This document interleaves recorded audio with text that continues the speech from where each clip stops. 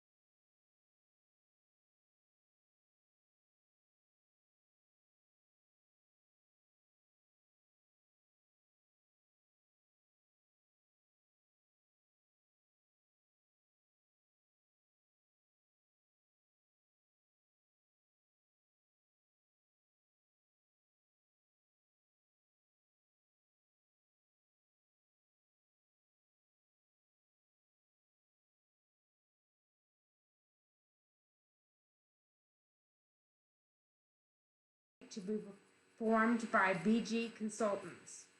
The agreement is in the amount not to exceed $8,500, so it's been signed and returned to BG Consultants. We have an update on that BG Consultants will be here this week to perform the survey and the boundary survey. Are there any questions on that? Reports of city officers. City Attorney Burton Harding. So obviously there's a lot going on with the virus stuff right now, but I guess what I've got that impacts the city right is the jail has shut itself out. It has not accepted any arrestees from any any cities at all until they've been screened medically by somebody regarding who can screen and what is considered screening and that sort of thing. So as it sits right now, the city doesn't have any sort of process or anything in place to arrest somebody if that's what we need to do. If there's a situation where someone needs, if there's an arrest or an event that police were called and lay scene, we don't have anything in place that would allow us to meet the judge or the jail's criteria to accept arrestee in their jail. I've reached out to the jail and gotten from them kind of a list of their criteria, and I've spoken to the jail has an LPN who's on staff 12 hours a week or so, and I've talked to the LPN about having the city coordinate with him in order to have him do the medical clearances, because otherwise, if Curtis makes an arrest, he's either got to go to Paola or Coughlin or some ER if it's after hours, or if it's during hours, have to take him into the local clinic, which obviously I wouldn't want someone sitting in handcuffs after arrest sitting in a waiting room next to someone's children. So I'm trying to work out something where we can have it streamlined, where if an arrest needs to be made, we can make that arrest and have the jail accept it. So that LPN, I asked him to send me a proposal for what, for some sort of agreement or contract between him and the city that would allow us to get that done. He did send me that proposal. Essentially, it says that he'd be available anytime, 24 hours a day, except for, I think there's 2 nights where he has to work at a hospital somewhere else where he would be unavailable. But for the grand majority of the time, he would be available. He said he would do it for $100. For $100, he would agree to get up and drive out to Lansing, or actually either come to Lansing or meet at the jail to screen to get him brought in. I forwarded that information to Curtis West. He has reviewed that. I'm not sure if he hasn't. I don't know if he had any thoughts or what, but I wanted to bring that to the council's attention too. That's something that needs to be addressed. Otherwise, we really, as a city, have no ability to make arrests at this point. There's also a lot of stuff with FMLA. I think Jody mentioned in her email that she's been corresponding with the League of Municipalities about that, so she may have better information about what she's doing right now, but at some point that may be something worth addressing. I think my understanding is FMLA covers people if they're sick, but there's no coverage. FMLA is not available if they're just foreign homes with void being. That may be something that the council wants to address in some sort of policy at some point, because I don't think that there's any coverage by law. And Jody, if you've heard anything from the municipality that contradicts that, let me know. But that's what I've been reading in my. I think that's it now. Okay, I'm going to have Jody speak on this in just a moment. Okay, so we did receive what Burton sent to Curtis, Interim Chief West, and he has reviewed it, and he would definitely consider utilizing what has been presented as a city of Lansing for a medical individual to screen if necessary, if an arrest was to occur. So if the council is in support of that, then we could make a motion to accept the proposal for services from David McGriff. And as Burton has stated, it would be $100 per person seen at the sheriff's office, or $150 per person seen on a scene within your city limits. So we would need to have a motion in order to accept that proposal.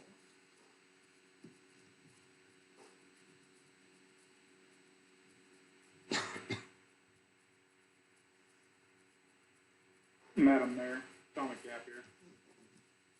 I guess, have we put anything in for Curtis West on his procedures, how he's doing things and operating with this? I do have a report that's coming up from him, and at this point, Would you like to hear that before you make the motion? what he has in his report right now is that he has maintained patrolling during this time until this situation has changed. The police department, at this point, the only thing they have absolutely eliminated is we're not doing any of the event inspections.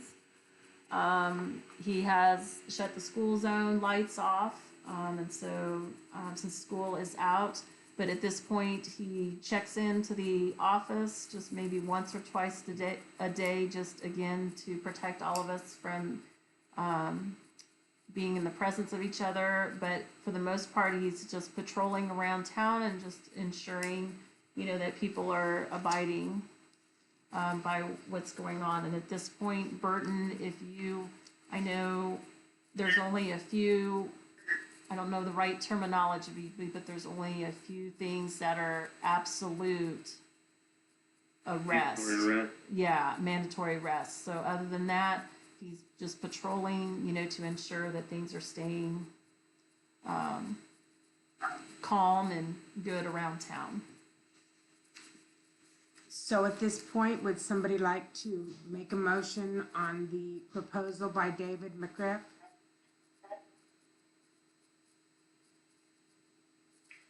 Madam Mayor, Jerome Lister, I make the motion that we accept the proposal by David Griff to come to the jail to see anyone that we take into custody for $100 or on scene for $150. I do have discussion when it falls. I think if we could, the proposal that we've got is just that, it's a proposal. Probably what needs to be done is reduce that to a sort of written agreement or contract. If perhaps we get a motion to authorize me to prepare that agreement and send it to Mr. McGriff for approval, and then if it meets it's substantially compliant with the proposal, the terms of this proposal, then authorize the mayor to sign that agreement. Okay. Would you like to withdraw the, there was no second, okay. Can we have a new motion on that?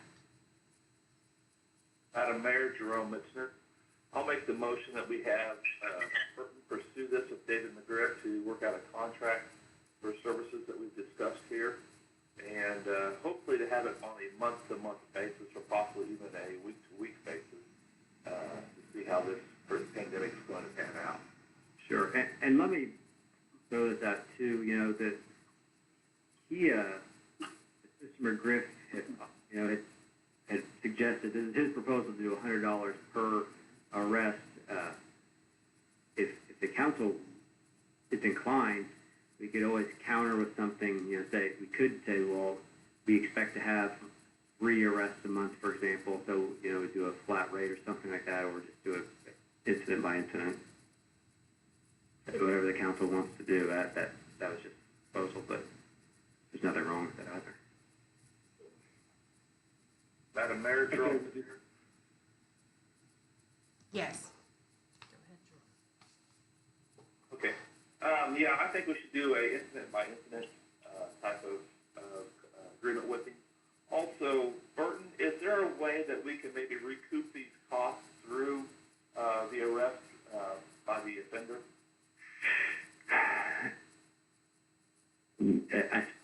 I think if the district court judge is willing to assess that extra $100 fee to be paid to the city through any judgment entered, then yes. Otherwise, I don't know that the city has any recourse other than by requesting that the district court judge assess that to the defendant, which I can certainly write a letter to the judge making that request known.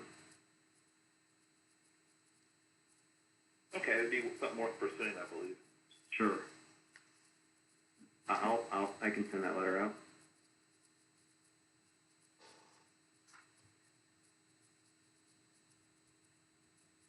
So Madam Mayor, Thomas Cap Yes, would like to second the motion on the floor. okay. All in favor? Keith Stover, aye. Danny Curtis, aye.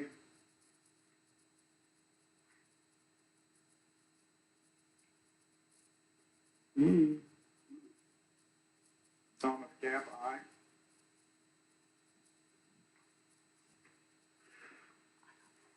Okay, that's unanimous. Motion is passed. Do we have anything else on the report from our city attorney? No, Ms. Mayor, that is it. Okay, we're gonna move on. We've actually, the police chief and codes officer, we've already reviewed their report, his report. So we can move on to the Public Works Department, Dan Nasal Road. And if you've had chance to review it, if you had any questions on that.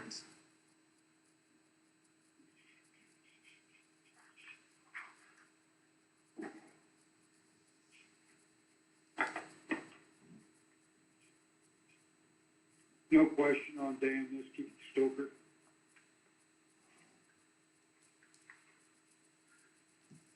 Okay, well, I have no questions, Dan first. okay.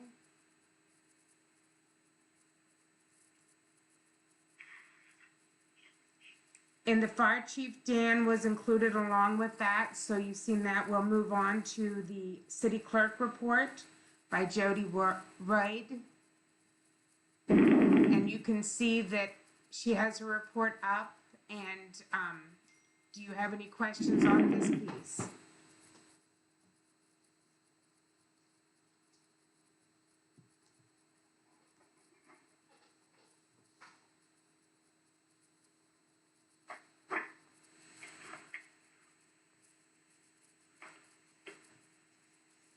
Madam Mayor, Yes.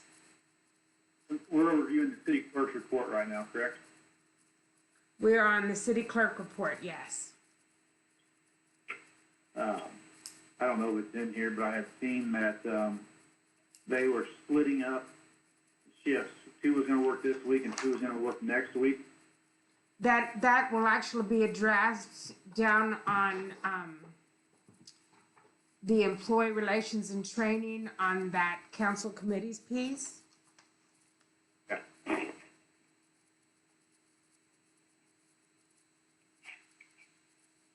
But on her report, does anybody have any questions?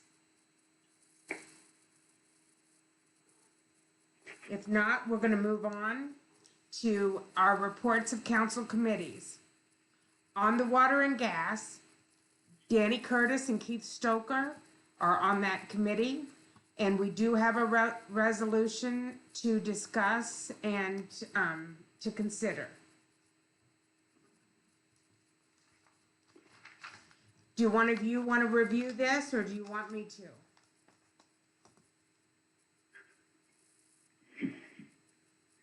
Go ahead, I don't have the resolution in front of me right here. Okay, I'm going to read it. Whereas the World Health Organization declared a global pandemic on March 11th, 2020, whereas a state of disaster emergency was proclaimed for the state of Kansas, March 12th, 2020, whereas a state of local disaster emergency was declared for the city of Lacine on March 17th, 2020. Whereas the city of Lacine is facing a crisis, the pandemic and public health emergency of COVID-19, with effects of school closures and possible effects of illness, quarantine, school closures, and temporary closures of business resulting in lost wages and financial hardship for residents of the city of Lacine. Whereas on March 17th, 2020, the governor of the state of Kansas issued an executive order number 20-05, which temporarily prohibited utility disconnects for non-payment until the earlier of May 1st, 2020, or until statewide state of disaster emergency proclaimed on March 12th, 2020 related to COVID-19 expires. Whereas the health, safety, and economic well-being of residents of the city of Lacine is the top priority of the city council. Now, therefore, pursuant to the authority vested in the mayor of Lacine and the city council of Lacine by KSA 48-932, in order to mitigate the economic effects of the spread of COVID-19, the mayor of Lacine and the city council of Lacine do hereby declare that state penalties on utility bills assessed pursuant to the city ordinance 14-118 will be temporarily waived. The waiver of this penalty will be effective as the billing cycle on April 15th, 2020, and will continue in force until the expiration of the executive order number 20-05, issued by the governor of the state of Kansas, including any extension or amendment thereof. This waiver does not apply to the late penalties assessed on utility billing cycles due before April 15th, 2020, and does not waive such late fees appearing on the billing cycle due on April 15th, 2020, which were assessed before such billing cycle and carried forward onto such billing cycle. We can, This, just for a moment, if you opened your attachments today in your blue pages, this is on page 4 and 5. now, you can review that, and then if you would like to pass this, we would need a motion to do that. And I just want to help in understanding that as this continues to go on, the state of operation that we're in, there are going to be times of questions that the cities have to make some choices on just for the basis of your city. So what you are seeing, I want you to understand, this is not something that's been issued to us from the state or, from the county emergency management. This is simply of something for us to consider as a city, whether we have an opinion on the penalties for the utility bills and whether you want to implement a resolution regarding that, and that's completely up to the council.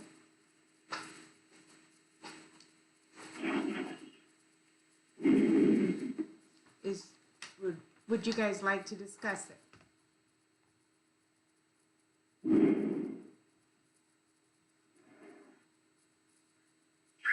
So this is basically saying that from the 15th of April on, I guess that's what I'm getting at. There will be no late penalties or whatever until this passes or whatever. Correct. We're not shutting off anything, but Yeah. already, because that's an order from the governor. But they didn't issue an order saying whether or not we assess penalties on non-payment. So this is just to discuss whether or not, if someone was not able to pay their bill, that whether or not we just added a penalty or not.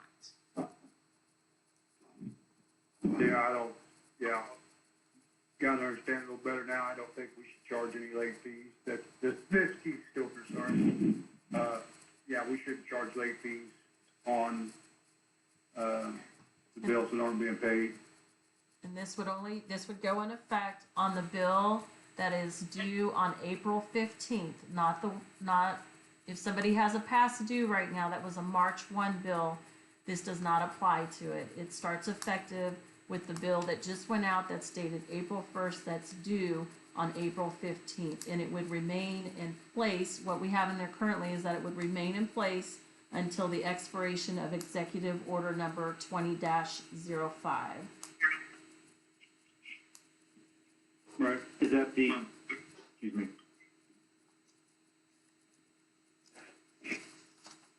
Madam Mayor, Tommy Cap, do we have a resolution number for this? 415. 415.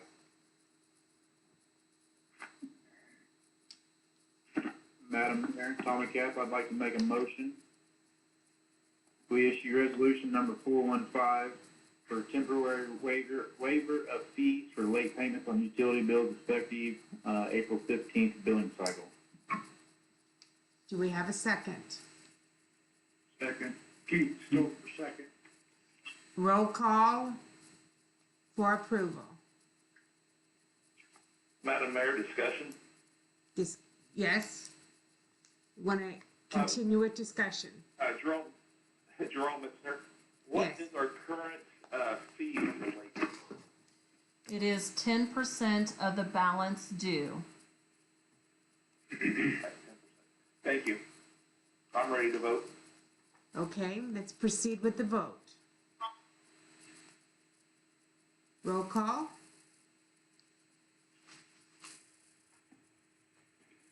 Keith Stoker, aye. Dan, Dan Curtis, aye. Jerome Mitzner. Tommy Capps. Okay, that sounded unanimous to me. So the motion is approved.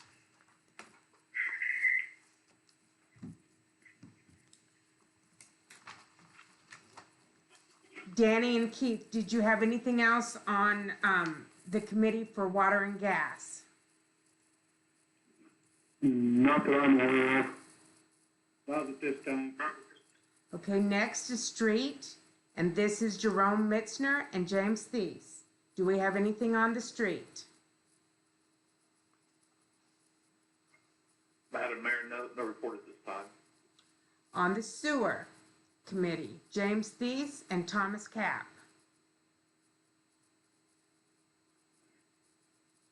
Madam Mayor, Tommy Cap. Yes? So, I'm guessing it's probably coming up new, but the proposal from Douglas Pump, I'm guessing that's coming up in new business. Yes, it is. No, ma'am, nothing at this time. Okay, on the park, Danny Curtis and Thomas Cap. Yeah, I got something on that. On the north or south park, we closed all the playground equipment down there. We put up signs and banners stating that, or signs stating that you need to stay off of that equipment until further notice because we are not maintaining or cleaning it. I think we probably should do the same thing with the North Park up at the Biddeford Park.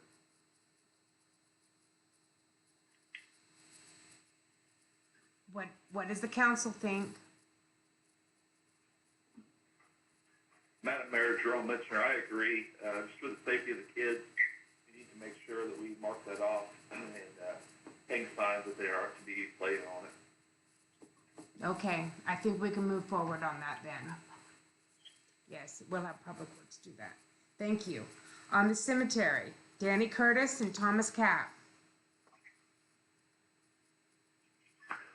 Nothing at this time. Nothing this time. I just talked with Dan here yesterday, and he said they've got the cemetery up to shape and everything's been mowed and weeded at this time. So Okay, and we do have a cemetery caretaker that will begin on April 13th. We're going to move on to public safety. That is Jerome Mitzner and Keith Stoker. Madam Jerome Mitzner, the Lane County Public Works Administrator has sent out the list of instructions for a compact generator. He's been given those. I believe those are included in this packet somewhere. Blue pages. I've got it here, Jerome, if you'd like me to read it. Yes.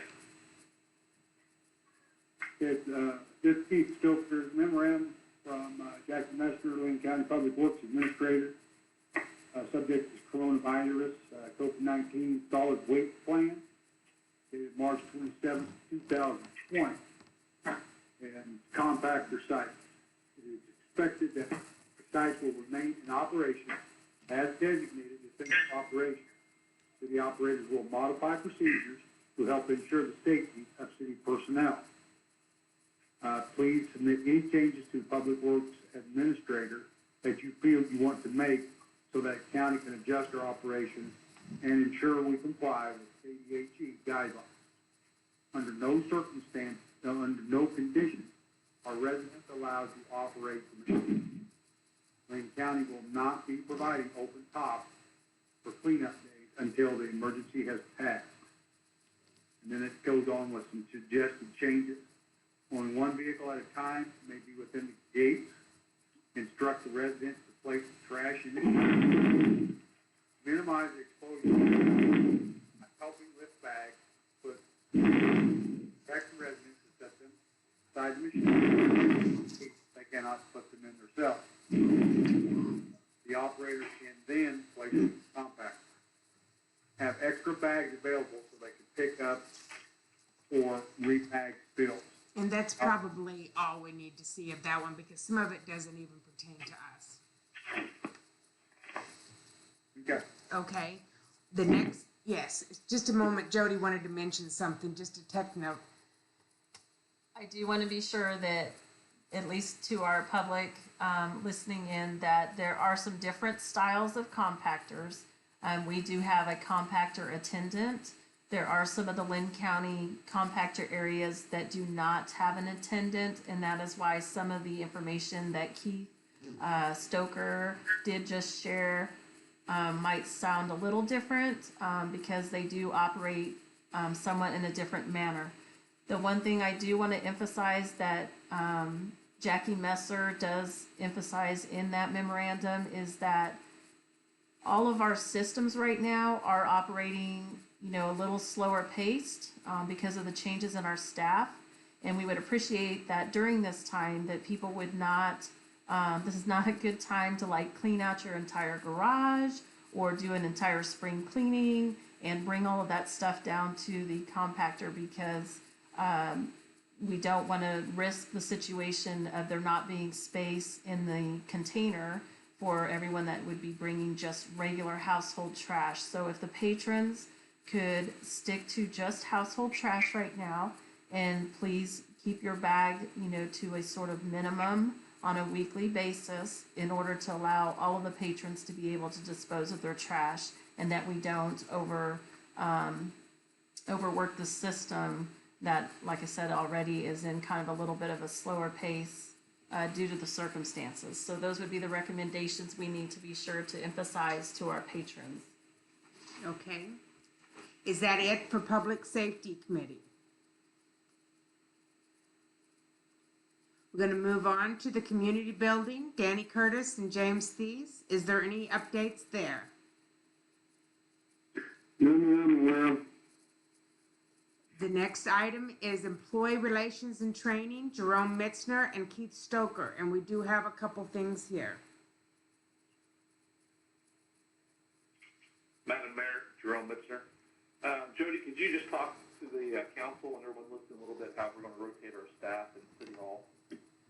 Yes, so we have been taking this past week to, at this point, everybody is staying seated the distance that we should be apart. We have closed the doors to City Hall, and we have been trying at least to manage all of the information that we're receiving, which has pretty much taken all 3 or 4 of us to keep up with it each day on getting it sourced out to the public and to you guys. Starting next week, we would like to consider doing some rotation. One, just for the benefit of our staff who are just a little bit, worn down here and there, to give them a chance to recuperate on some of those days. But we feel pretty strong that if we have one of the clerks and one of the assistants in the office, that they would be capable to maintain what seems to be the level we've been facing, with calls or people paying on their bills. But we are on the basis that if we feel like a day, if it does, pick up, or the necessity to have us, come back in to help, then we can do that. But at that same note, just as it is when any of us are gone on a conference, people will have to realize that there's a potential the phone could go to the voicemail, but we will get back to it and get with them. But I just think for the sake of our staff, it would be nice to start rotating them, at least, for the next few weeks. On our part-time individuals in the office, basically right now I'm rotating her to just come in on the weeks that she does the payroll and the accounts payable, and then the following week she just stays home on that week. So that kind of seems to keep us in a rotation to allow us to stay healthy and keep our energy levels up for all the changes in our daily procedures.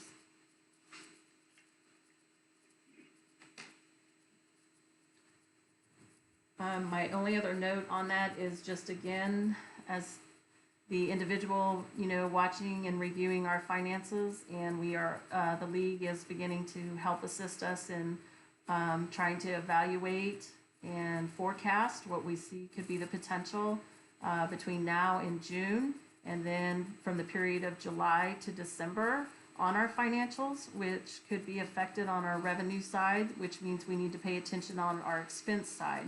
And so we are going to probably every couple weeks kind of monitor where things are.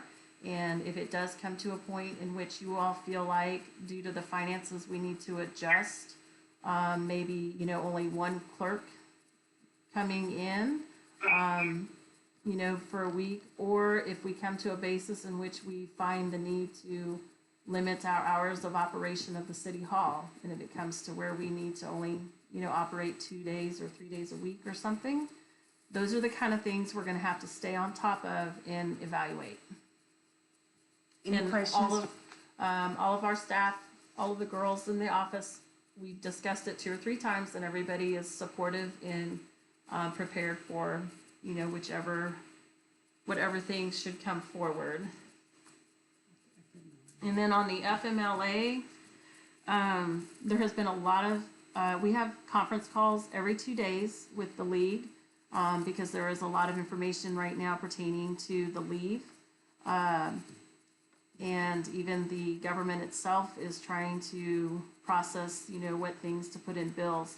I think the most important thing is, if you are following those pieces of information, to be wary of, some things are prevalent to the private sector and they do not apply to city government. So there are a few things that we are a little different on, as you all know, with FMLA, being under the number of few employees that we do have. We follow those guidelines, but we don't fall under,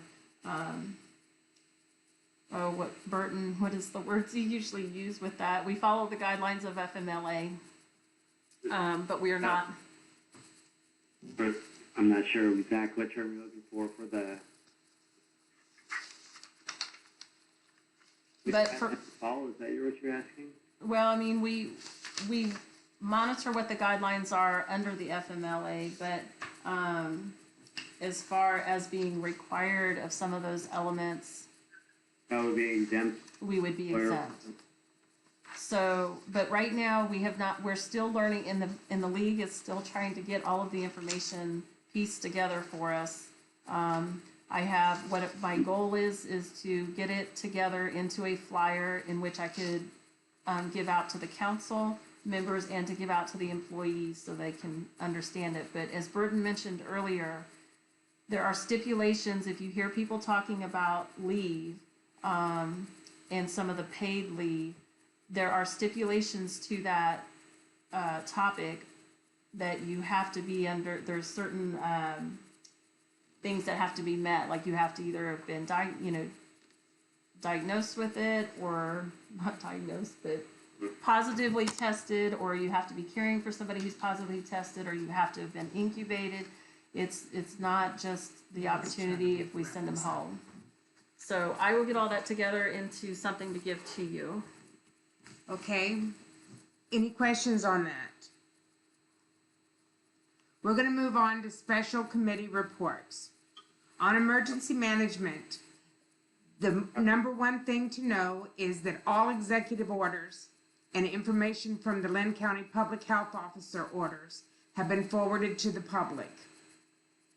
And on the Swan Fest Committee, there are no updates. And the Planning and Zoning Commission, they did postpone their meeting that they canceled it and they will hold it another time, but they did have a summary of changes that they were recommending to table 6-1 of our residential zoning. And we would have to hold a discussion on that with the council and determination to accept or deny or to send back to planning and zoning with considerations. And I'm going to suggest that we table that item until the April 15th meeting.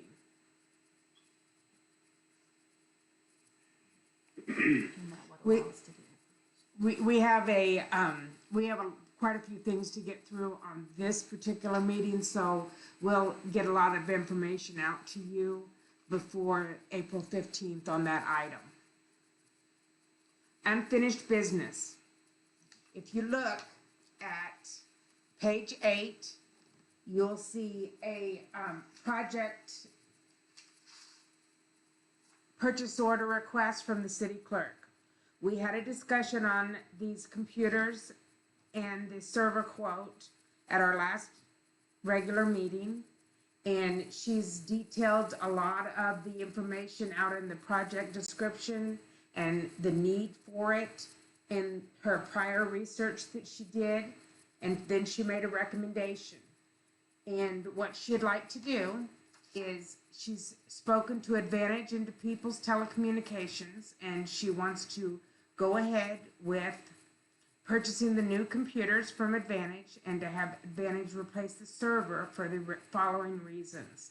The server and the computers under one company makes things easier for maintenance agreements and for technical support. The 3-year warranty parts from Advantage and a solid supply of replacement parts on hand for instant replacement. Did you all find page 8 that had the details of all of the information from Jody? Yeah, I found it. Do you want to have any more discussion on this? Madam Mayor, Tom McCaff. Yes. Jody, is this something that we have to do now, or can we wait and, watch our expenditures right now until this comes through and see what we need to do financially after the COVID-19 has passed? Yes, we could wait and see, yes, to what you have said.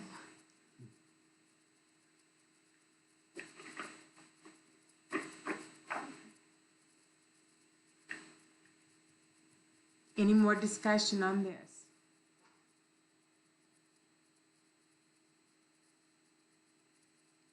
Madam Mayor, Jerome Mitzner. Yes. I agree with Tommy Cap. I think we could, if it's okay with Jody, and continue to run the way we are. We hold off until we see what our expenses are going to be throughout this ordeal. I would hate to spend money now and be down the road looking back and say, no, we could reutilize that money for something much more, I don't want to say important, but vital. Okay, we're going to leave that in unfinished business. Thank you. The next item is, we had a discussion over things that were parked in the alley, or items that were in the alley over the top of utility easements. And because of that discussion, we looked in the codes book for information on that and prohibited acts. And you can see here it says no person shall remove, and here's the word obstruct, alter or injure any pipe, connection, valve box, meter, or any way injure or damage any building, machinery, fixture, or I'm not sure of that word. Anyway, the bottom line is we are covered as far as obstruction when people are parking things in the alley or putting things over the top of these utility easements. So if you wanted, we could use our codes officer for codes enforcement for those times when he sees something that is parked over those utilities. Well, you got, can I make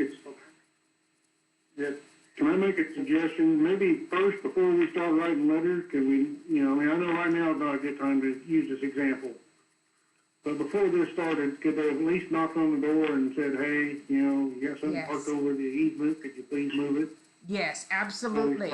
And that's what, yes, absolutely, that we could do that. And I think usually that's his common practice anyway, is to try to correct it prior to any letters. But we could make sure that he knows that's the council recommendation, is that we definitely don't start with a letter. Madam Mayor, Jerome Mitzner here. I want to talk to our employees about, especially our gas and water employees, is what means do they make contact with the individual, or do we take it to Dan and then take it to Curtis and have Curtis do it? We want to make sure that we have a defined method on how this is going to be dealt with. Madam Mayor, I think that, yeah, it should go through our codes officer. If they see something, they need to take Dan to the codes officer to the the, resident. So does everyone agree that if Dan and the gas and utility people see a problem, that they would bring it up to our codes officer to address?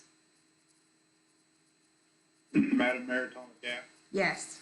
I agree with everything that's been said, but I'd want to see, make sure Curtis has a good written log of what he is seeing in there.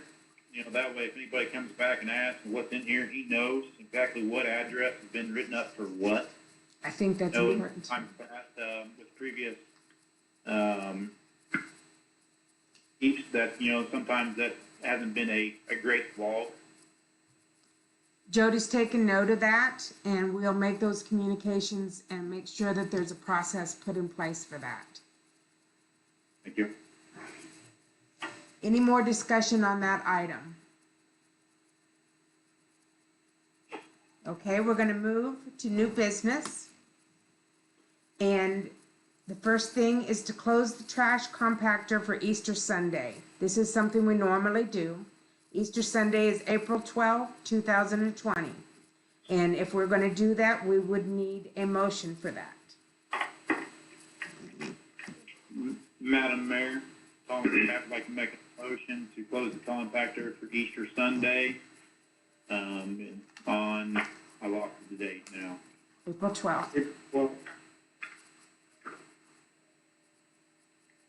Do we have a second? Madam Mayor, Danny Curtis, I second that. Roll call for approval. Pete Stoker, aye. Jerome Mixner, aye.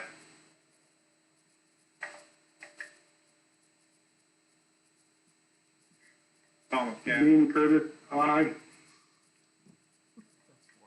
Okay, that's unanimous. Thank you. We have another piece of new business. And if you'll look at page 9, you'll see information on this from Dan. And I'm going to summarize it by saying it's a clothing allowance for Public Works Department or using a uniform company for that.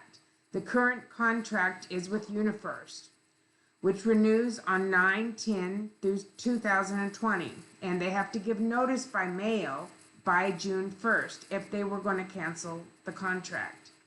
And if you see the details, he's talked about that what he'd like to purchase for each person and what the cost would be for the 4 employees to have these items versus the cost of the uniforms. And you'll see that the reason for this is that currently the city has a contract with the uniform company. Most employees do not wear those uniforms because they're uncomfortable or that they don't breathe well in the summer months.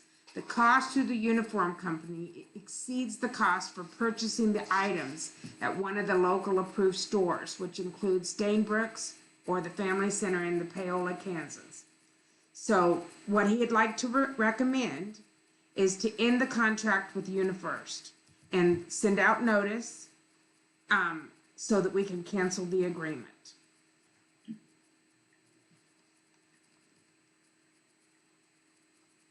And if we want to have discussion on that. Well, with the cost being very similar, I think it also needs to be stated in there that this is, purchased on an annual basis. If you lose your coat or tear something up, it's replaced at the employee's cost. It's not Okay. off the line. And if you see on his purchase order request form, he did write on here, after initial purchase, the employee would receive an annual amount. It's a flat amount to replace the clothing as needed. And again, these amounts that he put on here are less than what it costs already for the uniform company.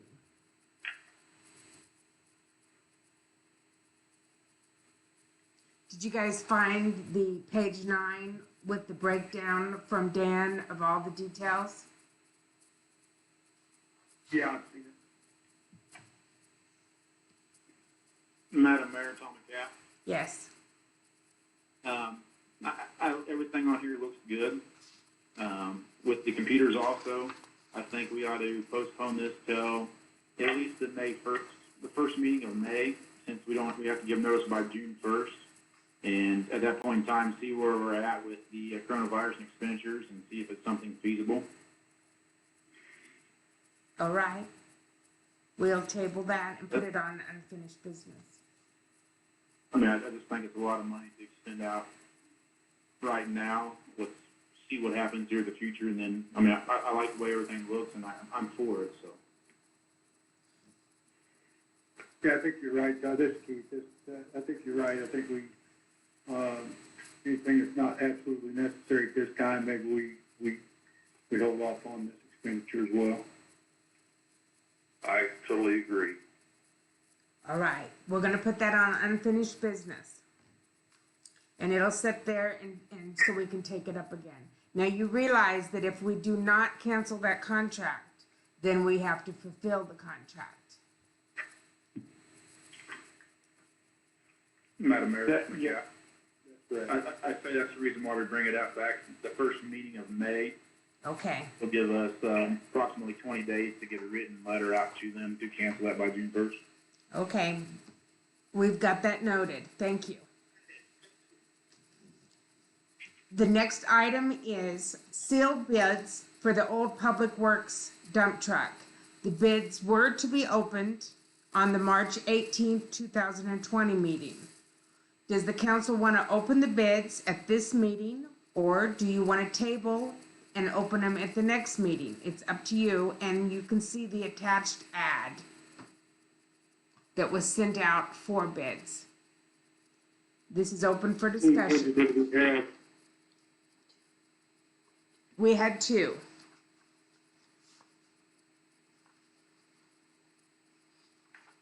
I'd say we open them and get done with. Keith, I agree. There's no sense of putting it off any further. Okay. I agree also. Is that, can we have a roll call? Keith Stoker.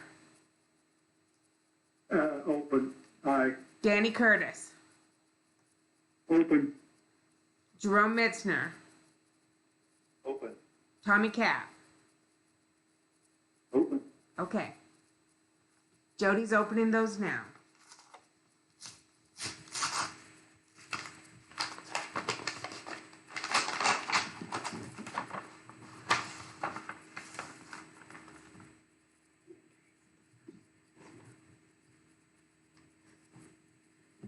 One moment, please. Before we do this, I do want to remind you, just as stated in the last portion of the ad, is that the city does reserve the right to reject any and or all bids for any reason. So I know this might be new to some of the new council members for the opening of seal bid for surplus items, but I wanted to remind you of that.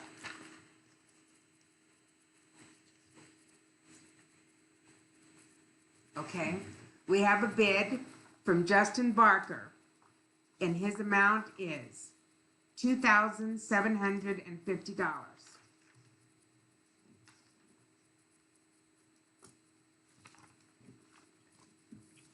We're going to open another one.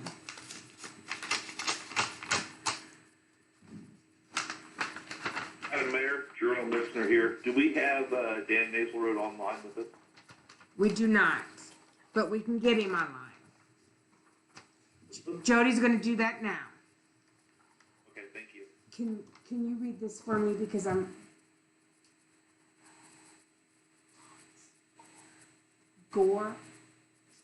We have a bid from Thomas Gore in the amount of $555. And Jody's getting Dan on the phone right now. Madam Mayor, this is Jerome. Yeah, I'd like to get Dan involved, just for the fact that, to see if he's comfortable with releasing the property at that amount, or if he thinks we'll be better off on putting it like on Purple Wave or something. Right.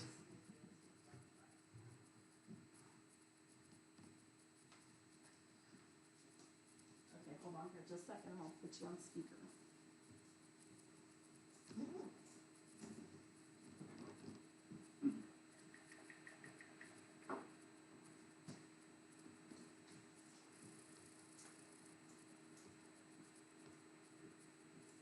Are you still there?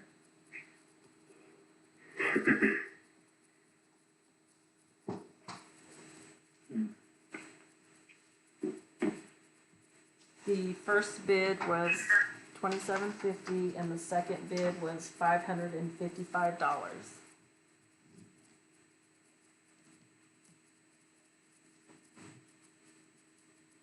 All right, hold on, Dan. She's, Jody's trying to get a hold of Dan, and she does get a hold of him, but for some reason the call keeps dropping. It's okay, just talk to him and tell us what he says. Okay, so what did you say, Dan? You would. So Dan advises to sell it at the high bid. Can you guys hear that? Yes, Madam Mayor. Yeah. Madam Mayor, this is Jerome Mitzner. I make the motion that we accept the bid from Justin Parker at $2,750 for the 1991 International Dump Truck with the snowplow. Do we have a second? Madam Mayor, Thomas Cap, I second it. All in favor? I'm gonna do a roll call. Keith Stoker, Aye. Jerome Mitzner, Aye. Danny Curtis, Aye. Tommy Cap. Aye. It is unanimous. Can you repeat to me who seconded that? Thomas Cap. Okay. And that completes that business. The next item up is our Lacey Police Chief position. We have a couple things that we're gonna have to do. I would like to, remove our interim chief, Curtis West, and interim codes enforcement officer from his current position and return Curtis West to his previous position as Corporal Curtis West, but it's important to be effective on April the 13th, 2020.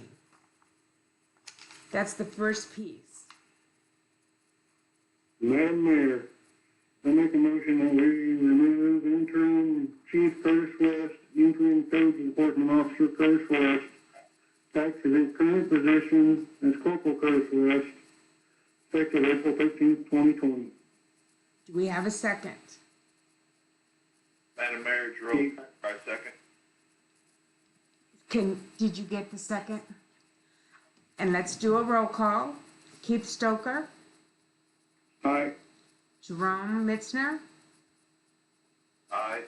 Thomas Cap, Aye. Danny Curtis. Aye. Motion passed unanimously. The next item would be, I would like to appoint the candidate, Christina Finity, for Police Chief and Public Health Officer. Effective April 13th. Would we wait 1 moment, please.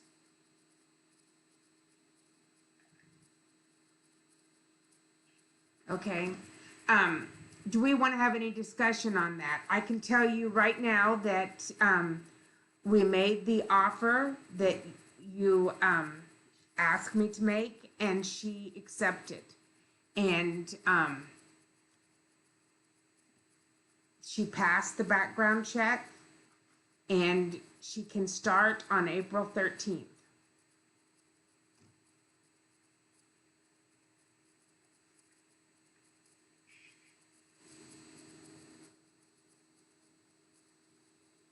Do we have any discussion on that? Madam Mayor, what's her name again, Christina, what? Christina Finity.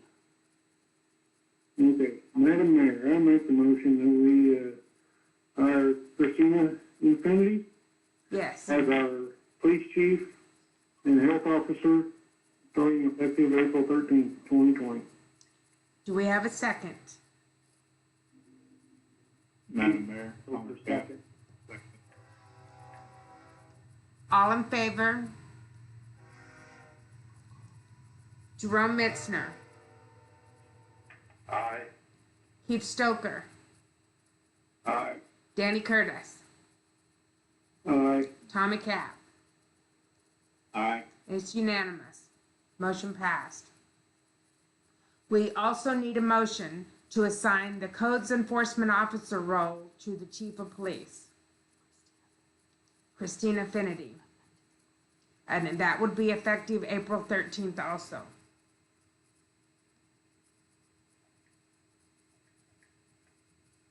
Madam Mayor, I make the motion we assign the code enforcement role to Christina Infinity, new police chief, effective April 13th, 2020. Do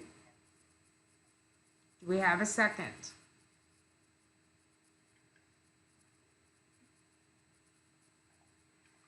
Jerome Mitzner, I second that motion. All in favor? Keith Stoker, Aye. Jerome Mitzner, Aye. Thomas Cap, Aye. Danny Curtis. Aye. Motion passed unanimous. The next item of business is the Douglas pump proposal for replacement of a 12-inch base elbow and stainless steel hardware in the amount of $8,167.50 for the industrial park lift station. This is a very important piece, and we really do need to move forward with that on this meeting.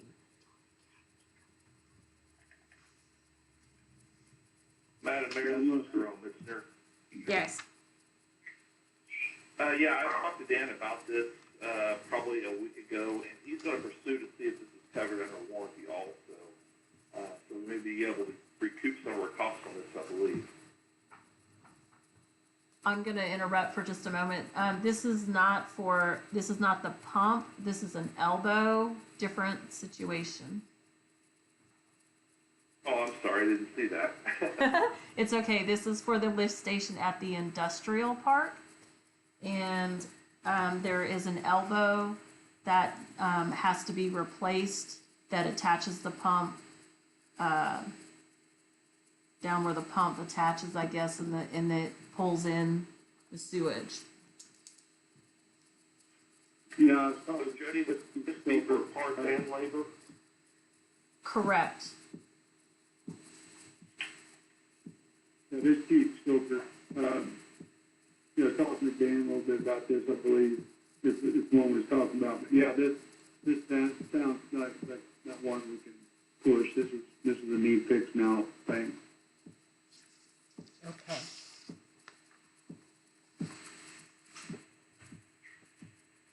Madam Mayor, Jerome Mitzner, I make the motion that we approve the proposed expenditure to replace the base elbow, for $8,167.50 through the Douglas Pump Service and CD and Equipment Company. Madam Mayor. Yes. Thomas Cap, I'll make the second. All in favor? Keith Stoker, Aye. Danny Curtis, Aye. Jerome Mitzner, Aye. Thomas Cap. Aye. Motion passed unanimous. Do we have any need for an executive session? Jerome Mitzner, no. Keith Stoker, no. Madam Mayor, Thomas Cap, yes. I'm trying to figure out what it is. It'd be, 5-minute non-elected personnel.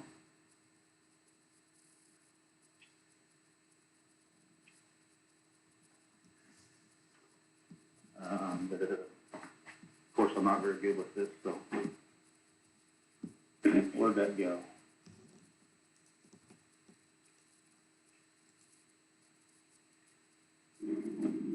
I'm trying to read it sideways.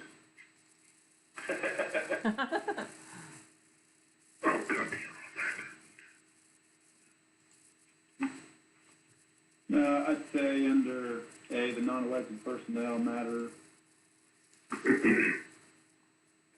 exception KSA 75-421-9B. Okay, So non-elected personnel matter, and down below for, is it an individual employee's performance, conduct employee review, review application or resume, or conduct interview? None of the above. It's gotta fit under one of the, or, Yeah.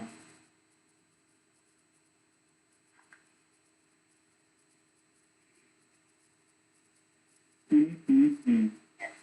Yeah, I mean, I guess, and basically what it is about the city hall closing. I mean, I guess it's probably done, be done in open floor. I was Yes. trying to stop Madam Mayor before she moved on, but I couldn't. that's all right. that would be an open topic, as long as you're just talking about the city hall and you talk about the positions.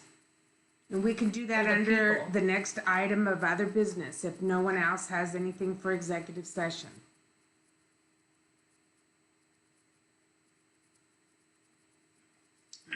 No other executive Ma'am. session needed?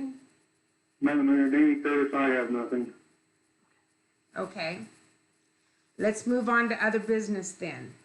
And, Tommy did have something. I just had a few questions that, as we enter into this crisis of financial burdens, and I don't know what we're legally, and Burden probably have to be involved in this. As we're talking about making the rotation, 2 in, 2 out, basically. Jody, I'm assuming it'd be you and one part-time and the other clerk and one part-time? That is correct. I'm not for that. Honestly, some issues that, it has not been,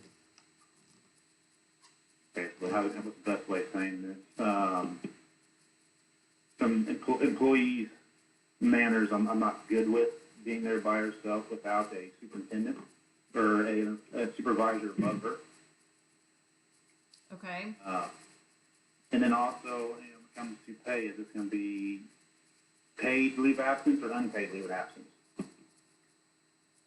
If it's going to be paid leave of absence and it's dragged out for 3 months, that's going to be a pretty big burden to the city we're paying for employees to be studying at home.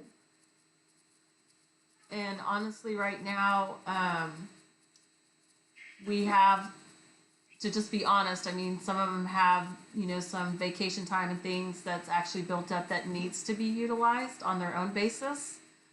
So at this point, there is a comfort zone of just utilizing that and, not a concern on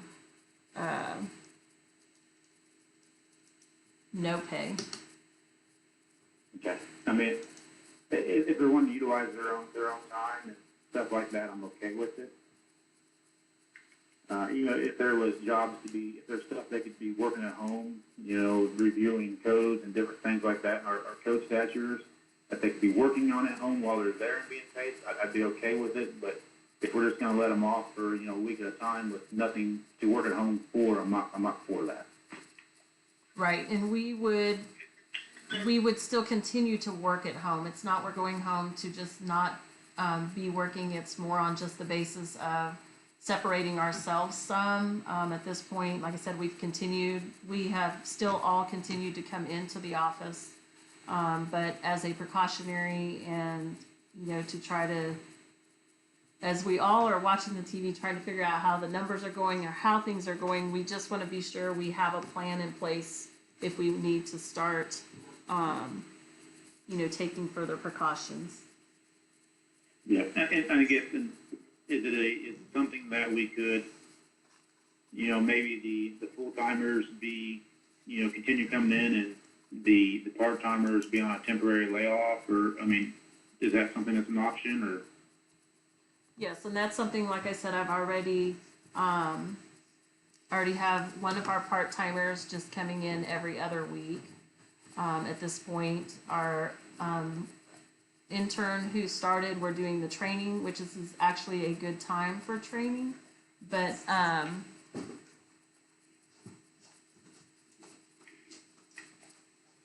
do agree that at this point, until things, I agree that there's a lot that goes on every day between the conference calls, you know, and the information that comes forth.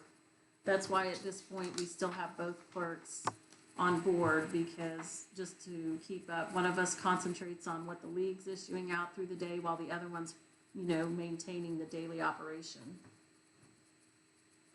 And I agree. I mean, I think if this comes to light and we need to change something, I mean, I would like the council to be completely involved with this and making decisions on how we're going to do this. Because it might be something we have to implement in the public works department to come to that point also. Right, and I think mainly we want to be sure and open up with you guys to keep you in. We have been, you know, meeting or discussing. We're all trying to be very effective in staying in our separate areas, you know, in order to maintain that social distancing. So, but just in trying to have conversation, like you say, if expenses started, you know, showing to a point or something where we need to make some changes, we just kind of need to know where the council stands, you know, on thought. And that's something, if the Employee Relations and Training Committee wants to, you know, have a conversation one day or a conference call just to kind of evaluate some possibilities of thought, we can do that. This Keith, I'm on that committee. I think that's a pretty good idea. Let's look at this. I'm like Tommy, I don't, you know, pay somebody for not working or whatever, but at every opportunity we have to work from home, we should be working from home. So if there's something that our clerks or our part-time help can do, as long as they're doing those tasks, you know, they make wages like to work. But I also believe that any opportunity that we can take to have people working from home instead of in an office environment, we should really look into. And yes, I do agree. At this point, we have the capability with one laptop that has linked to this, you know, be capable to be linked to the server outside of here. But that's all we have at this point, is just that one laptop. But I do agree, there's things that we can certainly get from the office and take home with us and work, you know, at our homes. And then even alternating through the day, you know, with one of us in here part of the day and the other clerk coming in the other half. I mean, there's a lot of different options. I just would like to at least visit with a couple of council members to get a strong feel, you know, as we keep moving through this week by week. Madam Mayor, Tom McCaffrey again. Yes. I just feel that our city clerk should be involved in all operations throughout the day. However, it's got to be regardless. She needs to be making the final decisions of the office. Okay, thank you, Tommy.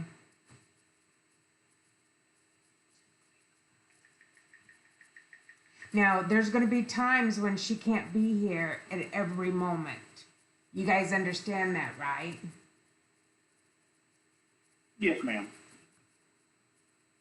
And there are going to be some days that she may not be in here. But she'll try to be Yeah, here. I mean, Yes. that's part of her job function, is she's got places to go as well. Yes, yes. Correct. But I agree 100%. I mean, I want to be there and know what's going on, because there's just a lot of very critical information. So I understand certainly in my role that is part of my duties and my obligation to the city to you know, be on task with that. So if I'm understanding, you guys would be more comfortable with Jody overseeing most days, and the other personnel from the office rotating in and out. Is that what I'm hearing? Yes.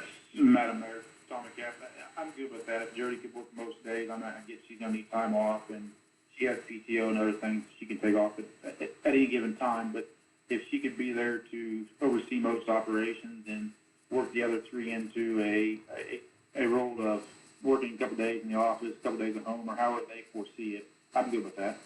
Okay. Thank you. Thank you for that. As the other thing we also need to look into is what happens if one of our employees tests positive in our quarantine for 14 days. Correct. And that's what we've been trying to avoid. But if we get there, we will have to deal with it. Yes.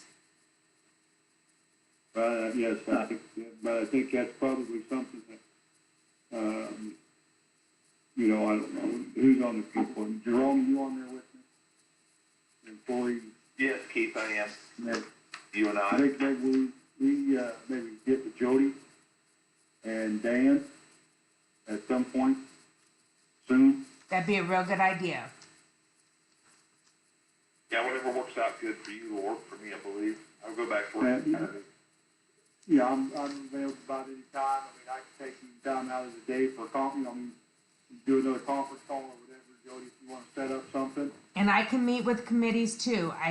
It only has to just be the committee, 2 council members and myself and Jody also. We just can't form a quorum.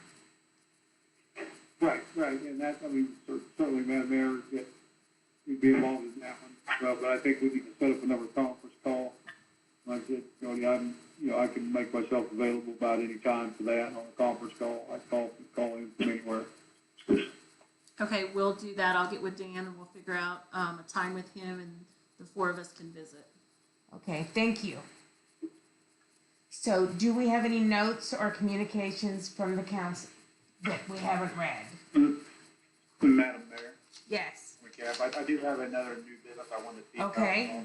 Well, Yes. pandemic, empowering the committees to purchase, needs for the department that has needed. We've been the last month we went a pretty long drought without a meeting, and there's been some issues that maybe we could have resolved a little earlier, or purchased something for the sewer department or the water department, or at some point in time something breaks, if Van needs something. Are we willing to empower the committee to make decisions and purchase stuff, or are we wanting to still have meetings, or how we plan on running the future of the departments right now? So right now within your current administrative policy, it allows a purchase up to $2,500, and I believe, I'm sorry, I don't have it, I can go get it here and have it in front of me, but I think there might be a little different amount on an emergency situation, but those can be cleared by the mayor and city clerk. Anything above that amount at this point would have to be approved by the council, the governing body. So Burton, if you have any insight, my thought is that you would have to create a resolution. We could write up a resolution if you want to give a certain established amount above or different from that administrative policy. And that's actually a topic that we discussed recently, and I've actually kind of done a little bit of work on modifying the administrative policy to authorize a higher spending limit. So I've kind of got the chamber loaded on that one already. If you want to go forward, and Jody's right, we need to do a resolution to amend the purchasing policy of the city. But I think she's right. It's 2,500 right now, and we can increase that, or even put a condition on that. In time to designate this an emergency. If the spending limit is X, with whatever provisions. But that's absolutely something that we can do, and we're kind of considering doing already. If Burton would like to send the draft, or the items for, I can draft the resolution, and then we can certainly have that ready for the April 15th meeting. And we would be okay if there was anything that happened to arise in between this Wednesday and the 15th. We could certainly pull a special meeting if we had to. But if he wants to get that info to me, I can have a resolution prepped for that meeting. Burton, this is Keith Stoker. Yes. Could it be structured to, like, the limits where they're at now, if we raise those up, to put another tier in, like another certain level, wherever we want that to be, like committee approval, and then anything above that? I mean, you know, instead of just having, you have to go up, as you go up more levels of dollars, you got to have more people approve it. So it's once you just raising the amount for one person, well, it takes you to the next step, it takes two people to approve. You know, So, something along those lines, or would that cloud it up too much? well, no, I think we can absolutely do something in along the lines of what you're thinking, and there kind of is, and I think you understand that right now the way it is, he has the authorization to spend up to $2,500, without discretion. If he wants more, then the next tier is he has to get council's approval. So if you want to put in just some, different conditions, and I don't know if we can do it, something like only one or two council members can approve, for example, but I think we can put other tags on it. Again, like I said, that during times of emergency would be that he has these extra powers, or $2,500 for let's just call it tools. But if it's a piece of equipment like a truck or machine, then it's $4,500. Yeah, you can put different conditions and structures in there. If that answers your question. Yeah. Madam Mayor, Tom McGatt. Yes. And the only reason why I say is, this Douglas pump, for instance, this is a necessity, something that we had to have done. We've known about a week now. I mean, we already had the ball rolling. That's pretty much maybe buttoned back up or getting close to be buttoned up. It is all I'm truly after here is, the things that are necessities to do our daily operations in the sewer and water plant. If we can just help them things move on a little faster. It'd be very nice, yes. We know what we need, and we just have to have the ability to do it. Yes, Danny Curtis. That Douglas pump thing was, to me, that's kind of along the lines of an emergency. Yes, it wasn't. I don't know what it was, but it's something that has to be fixed, something we're going to fix. That's, I say that would have fell under the emergency plan if he would have wanted to done it that way. $2,500, just to go out and buy tools or whatever, I think that's a pretty good limit. But anything like that Douglas pump thing, that 12-inch elbow, to me that falls under kind of under the emergency thing. That's something that has to be done. It ain't something that we're going to Band-Aid or not fix, and it's going to fix itself, because it's not going to make it any better. I think, Jody, you had emailed me that purchasing policy that the city has now, didn't you? Correct. Let me pull that up and read that to the council.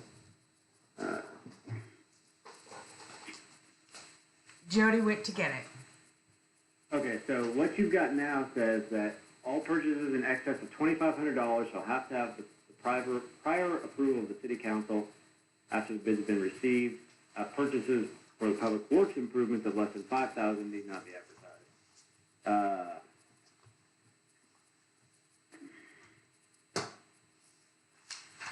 Purchases for products in excess of $500 but less than $2,500, or public works items of more than $500 but less than $5,000 need not be advertised. So, and that language right there, I think, is what prompted Jody and I to start talking about this to begin with, because it's a little squirrely.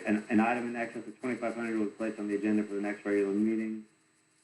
So I think that's the only language that we've got. So there's nothing in here about emergency purchases, at least in this policy that you guys have. There may be something somewhere else, but I'm not aware of it. So it sounds like at the very least we want to put some language in there that says that on an emergency basis, that they're they have the authorization to do more or spend more. And again, I've got some sample language I want to bring to you guys about that. And also, it looks like this was drafted in, it looks like it's updated in 2015. That's the last time that this is touched 5 years ago. So it may be time to increase that limit of 2,500 to something in 2020 dollars. Yes. So it sounds like what we're going to do is Burton is going to draft a recommendation, and we're going to include something about handling emergencies and possibly raise those amounts. Is that correct? That's Madam Mayor, yeah, correct. For the council, I mean, is there a dollar limit that we want to see, you know, Superintendent Naderode and City Clerk Wade have that they can't go over?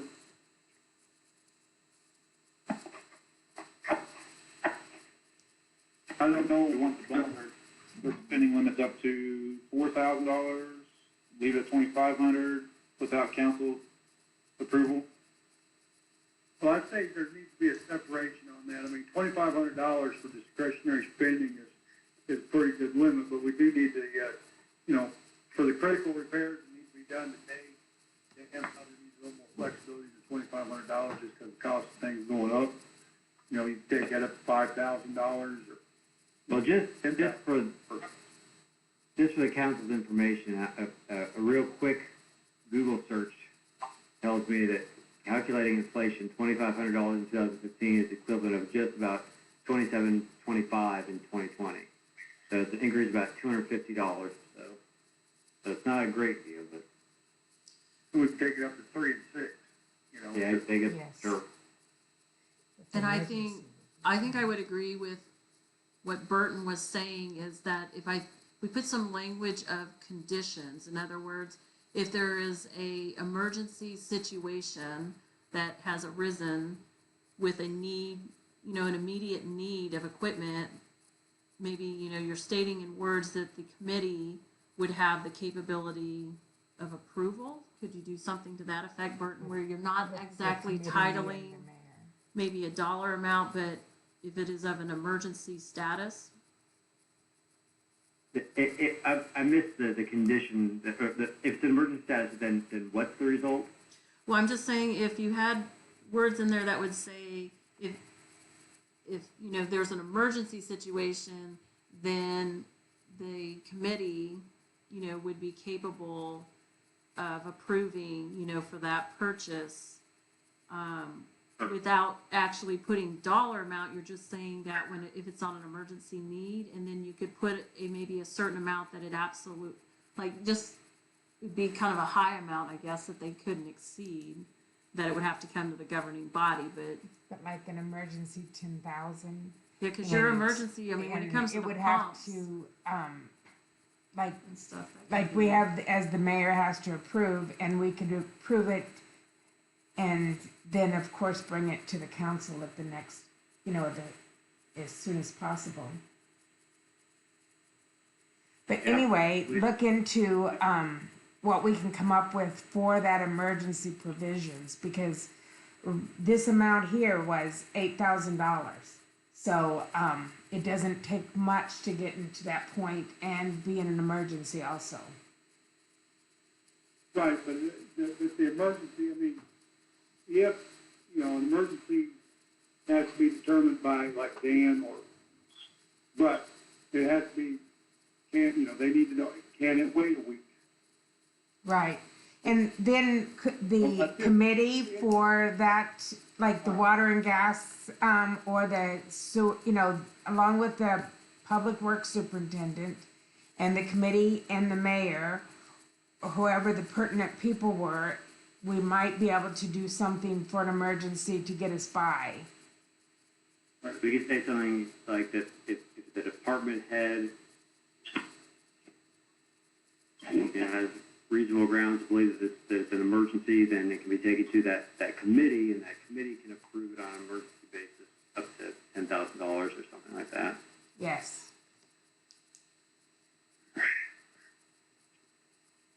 We've had emergencies before. I say what I call emergencies. Something breaks down in the water plant, we can't produce water, or something breaks down, water's running like it shouldn't be, or whatever. And that is what I'm talking about in emergencies. Or sewer, not pumping like it's supposed to, backing up in the manhole because a lift station down or something like that. That is an emergency. I mean, there are such things we have had before, and we've not had to go to the council to get approval that I've seen where Jim Johnson, when he was there, for instance, there's been a few of them times where they wouldn't fix them because you have to fix them. You can't just sit there and put them off for hours on end or for a couple days until you get the approval.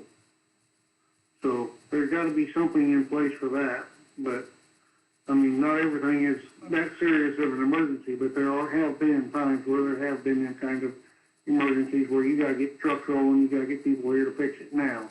And if we involve that committee, I consider it an emergency. then it's there's quite a few people deciding if that's a true emergency. To me, that's where you need to trust your supervisors and let them state, if Dan sees something going on down at the water plant, I don't know what's an emergency down there. He could tell me all day long what's going on. That doesn't mean I know what he's talking about. Right. If he sees something going on down there that is an emergency, whether it be sewer, gas, water, whatever, then that's where we got to trust our supervisors to be able to determine the difference between emergency or just something they want to do, a need. I mean, if it's something that, like this elbow, I mean, it could have fell both ways, under emergency or a need. It needs to be replaced, for sure. Or is it causing a serious enough problem to be considered an emergency? I don't know. That's why we got to trust our supervisors in that aspect of it. But if it's an emergency, we're not always going to be around and able to answer our phones on these committees. I may not always answer my phone. If I'm in the middle of working, doing something on a piece of equipment, I don't hear my phone. So if he calls me in the middle of the day and says something's going on and I don't answer my phone, is he going to wait until I answer my phone or call him back, or is he going to fix the problem at hand? You need to have that power to be able to at least fix that problem. I agree. It is a good point, Dan. No, I mean, you need to have that ability. Like I said, if it's a life or limb or a environmental hazard or something like that, you got to put everything you've got at it and figure out what you can do about it later. You can't, but like this elbow, if there's time for let's have a discussion. If it's life or limb, you should be on the phone anyway if you take care of it.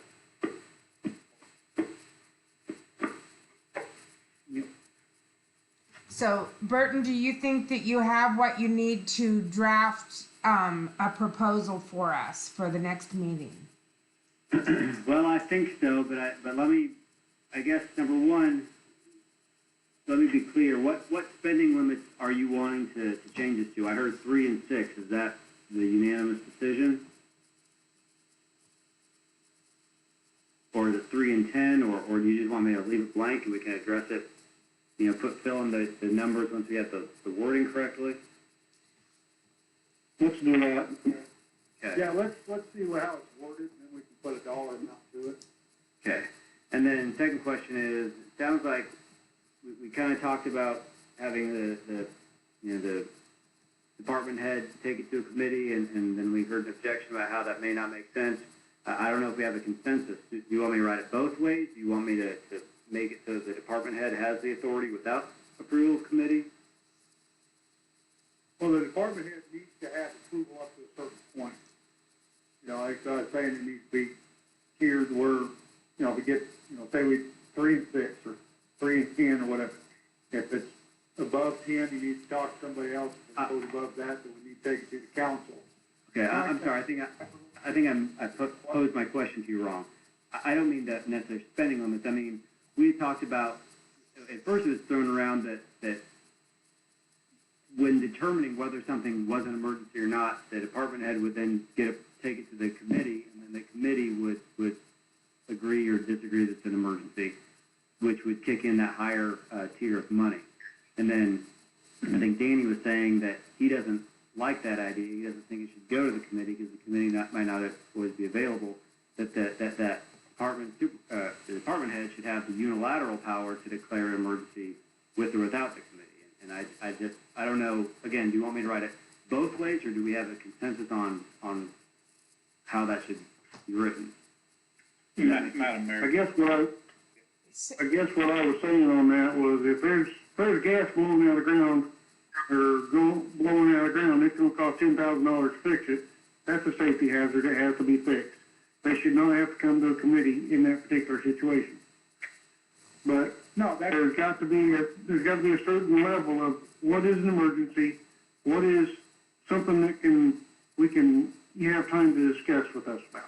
But we gotta understand, we gotta have I don't know how you're gonna put it in writing that our department heads got to know, okay, if it gets to a point where it's a danger to public or anybody else or health, then that is an emergency that they may not have time to go, let me get a hold of my council committee and find out what they have to say. Well, To it get could to that say, point, that they need to be taken care of. it could say something like, contact the committees or the mayor if, time and safety permits, or something like that. And I heard Tommy try to be recognized a minute ago. sorry.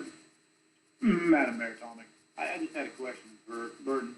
Could this be wrote in two resolutions? A daily operations, spending limit that, Superintendent Hayes Road and City Clerk Jody would be entitled to spending up to on their own power, and then writing a second emergency resolution that supersedes the spending if it's deemed an emergency. And try to clarify this up and make the wording clear to everybody, so it's not, gray areas in it. I like that. We could. I think my personal preference would just be to keep it as one, just so we kind of have all the spending policies in one place, so we don't go looking in two or three different places. That's fine, but I can certainly draft it. That's the way the council likes it. That's just my preference, is to have it in one place. But I had to jump tracks real quick. I had a thought. Maybe it could be worded in such a way that that the department head would have to make, a reasonable effort to reach a committee, and if they can't do it, then they discharge their duty by making a phone call. If Danny's not available and can't get to the phone, then he doesn't have to wait around to hear a call back. He discharges his duty by trying. We just say they make a reasonable effort if that's enough, or again, if you don't even want that, then I don't have to put that in either. I'm going to poll the committee members and also our city clerk just to make sure that everybody's had an opportunity to comment. And so I'm going to start with Jody. I think, or I guess the only thing I would add is, Burton, keeping it all under that this is administrative policy regarding spending, I think is a good idea, but you could make it into sections. One section is for your daily typical expenditure limit, and then the other section could be any emergency event within utilities, or in that effect, and then also one for if a state of emergency, like we're experiencing now, and just have those three sections. We sections. absolutely want to draft it in a way that is clearly delineated so that it's not confusing. That would be my hope, of course, and then, keep them sectioned out or however we do it. And Jerome, did you have anything you wanted to add? Thank you, Madam Mayor. Yes, I think we need to utilize the mayor position more than we have been in the past on this administrative policy. The mayor is usually reachable when sometimes our committee members are not. I think she or he should have the same power to approve an expenditure or to make a ruling on an emergency situation.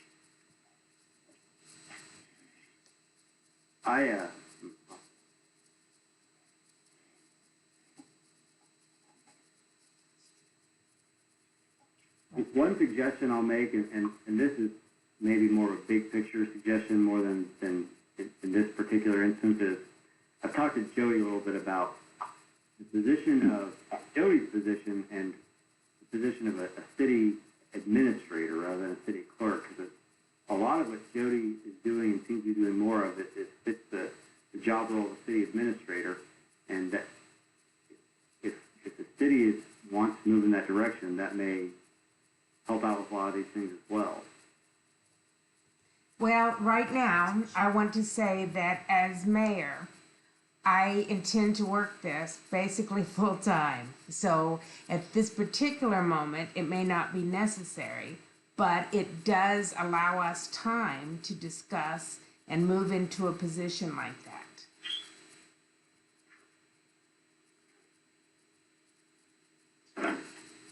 But as of right now, you can certainly, I mean, the mayor is functional, as Jerome has mentioned, utilizing your mayor as your administrator. I mean, that's a lot of, cities in which we don't have that position. The mayors do take a more active role on that sense of having that authority.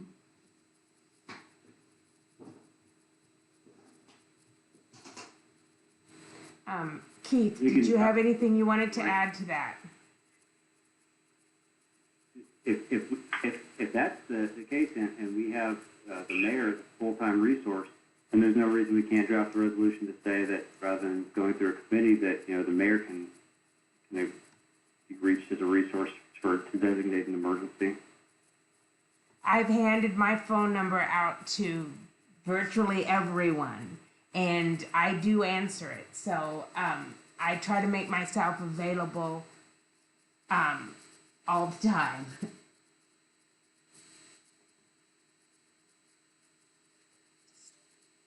So then we go back to Keith. Keith, did you want to add anything to this? I just want to make sure and poll everybody because this is an important discussion. The only thing one thing we've got to make clear to our department heads, in an emergency situation, their number one priority is not worried about getting a hold of me.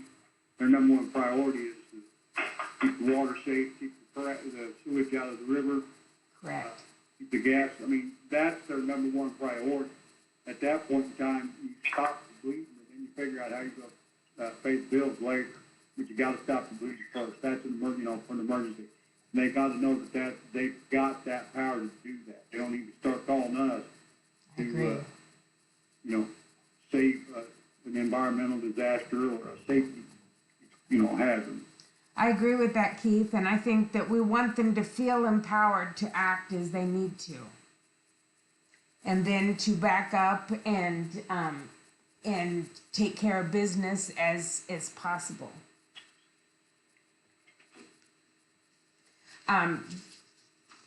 Tommy, did you have anything else you wanted to add? No, I mean, I agree with both Jerome and Keith. I believe that, the main function is to keep everything moving forward, and life and, safety is our number one priority. But basically just, making sure we got the right chain of empowerment and, in tough times like we have right now, that we can get things accomplished and, not have to form a meeting or anything else. I think we're moving forward in the correct way. Okay, Danny, did you have anything else you wanted to add before we move on this? No, I'm good with everything that's been said so far. Burton, do you think you have everything you need now? I think I do. So the consensus is that in time of an emergency, then the department head is authorized to act alone. We don't need to be reaching out to anyone. Is that correct? Jerome Mitzner, yes. Got it. Keith Stoker, yes. Tom and Cap, yes. Danny Curtis, yes. Okay, then I got everything I need. I can absolutely have that for you at next meeting. Okay, do we have any other business that we would like to add at this point? Keith Stoker, no. Jerome Mitzner, no. Tom and Cap, no. What do you want to say now? Danny Curtis, no. I can do that. Okay, we're going to move on to one more, to communications to the council now, and I'm going to go live again on video. So I won't be, you can hear me on the phone, but I'm not going to be talking to the phone.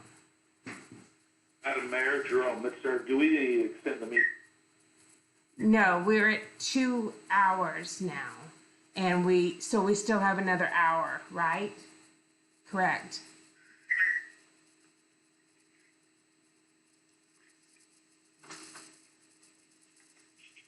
First off, I would like to thank everyone for joining us for the council meeting. Concerned and involved people are how we move forward as a city. I would like to thank all the businesses for responding to this crisis as things came up. We brought door hangers first, and then we had lots of different changing orders as far as how they could keep their businesses open and the procedures that they had to take, and our people were very responsive to that.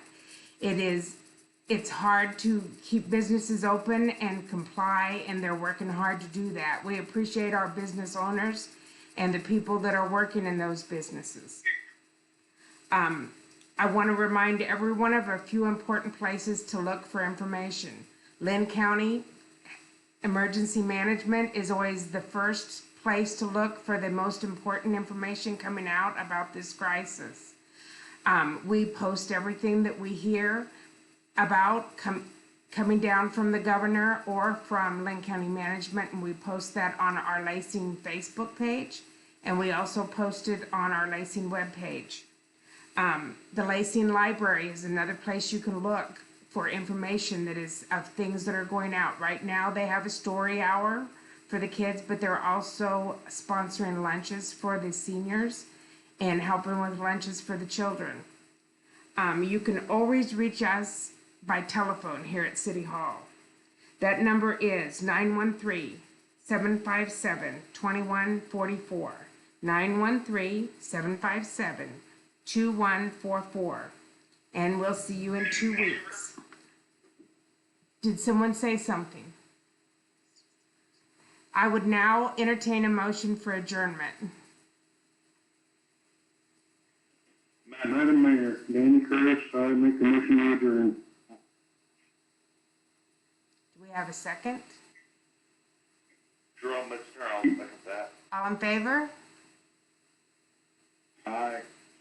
We are adjourned. Thank you for your attention.